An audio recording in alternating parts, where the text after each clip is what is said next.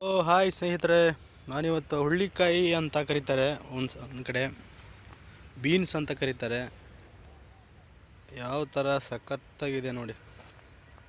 Beans ದಾರಗಳು ಕಟ್ಟಿ ಸೂಪರಾಗಿದೆ. ಇದಿನ್ನೂ ಚಿಕ್ಕದು, ಕಾಯಿ ಇನ್ನೂ ಬಿಟ್ಟಿಲ್ಲ. ನಮ್ಮ ರೈತರಿಗೆ ಒಳ್ಳೆ ಹೆಲ್ಪ್ ಆಗಲಿ ಇದೇ ಥರ ಮಾಡಿ ಅಂತ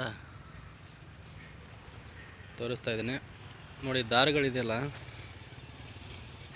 ದಾರಗಳು ಫುಲ್ ಸಪೋರ್ಟಿಂಗ್. ಈ ಥರ ದಾರಗಳು ಕಟ್ಟಿದರೆ ಫುಲ್ ಇದಕ್ಕೆ ಸಪೋರ್ಟಿಂಗ್ ಆಗುತ್ತೆ. ಸಪೋರ್ಟಿಂಗೋಸ್ಕರ ದಾರಗಳು ಕಟ್ಟೋದು ನೋಡಿ. ಇದು ಬಳ್ಳಿ ಬಂದ್ಬಿಟ್ಟು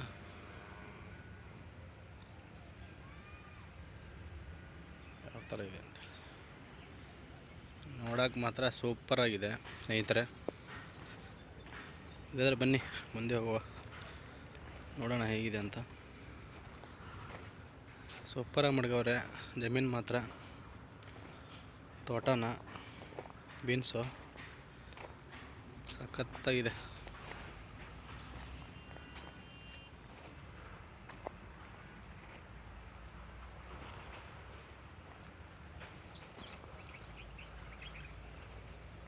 ನೋಡಿ ರೈತರೇ ಬಾಂಧವರೇ, ನೀವು ಇದೇ ಥರ ಮಾಡಿ.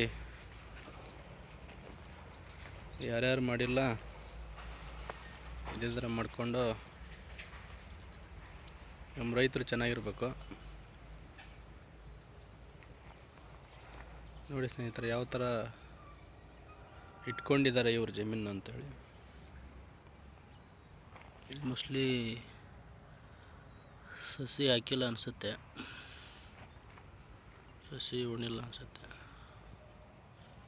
ಈ ಥರ ಪೇಪರ್ ಏನಕ್ಕೋಸ್ಕರ ಹಾಕ್ತಾರೆ ಅಂತಂದರೆ, ಮರದ ಬುಡದಲ್ಲಿ ಕಸ ಇರಬಾರ್ದು ಅಂತೇಳ್ಬಿಟ್ಟು ಮಾಡ್ತಾರೆ.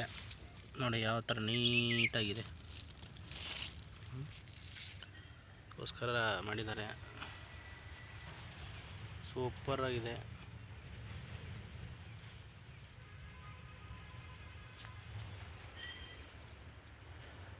ನೋಡಿ. ಯಾವ ಥರ ಇದೆ, ಚೆನ್ನಾಗಿಟ್ಟವ್ರೆ ಜಮೀನು. ನಾಟಿ ಬೀನ್ಸ್ ಅನಿಸುತ್ತೆ ಇದು. ನಾಟಿ ಬೀನ್ಸ್ ರೇಟ್ ಸಿಕ್ಕರೆ ಒಳ್ಳೆಯ ಲಾಭ ರೈತರಿಗೆ. ನೋಡಿ ಸ್ನೇಹಿತರೆ, ಹುಳ ಅನಿಸುತ್ತೆ ಇದು. ಹುಳ ಹಿಡಿಯುತ್ತಾರಲ್ಲ,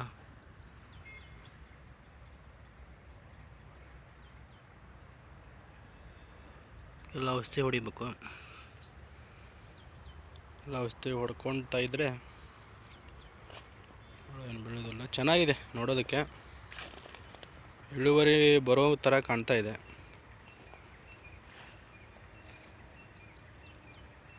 ನೋಡಬೇಕು.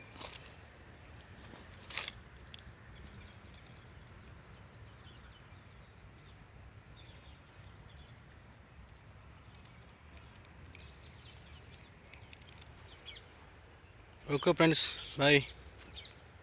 ನೆಕ್ಸ್ಟ್ ವಿಡಿಯೋದಲ್ಲಿ ಸಿಗೋಣ. ನೋಡಿ, ನೀವು ಇದೇ ಥರ ಮಾಡಿ ಒಳ್ಳೆ ಬೆಳೆಗಳನ್ನ ಬೆಳಿಬೋದು. Okay bye, thank you. ಆದಷ್ಟು ಬೇಗ ಶೇರ, ಲೈಕು, ಸಬ್ಸ್ಕ್ರೈಬು ಮಾಡಿ.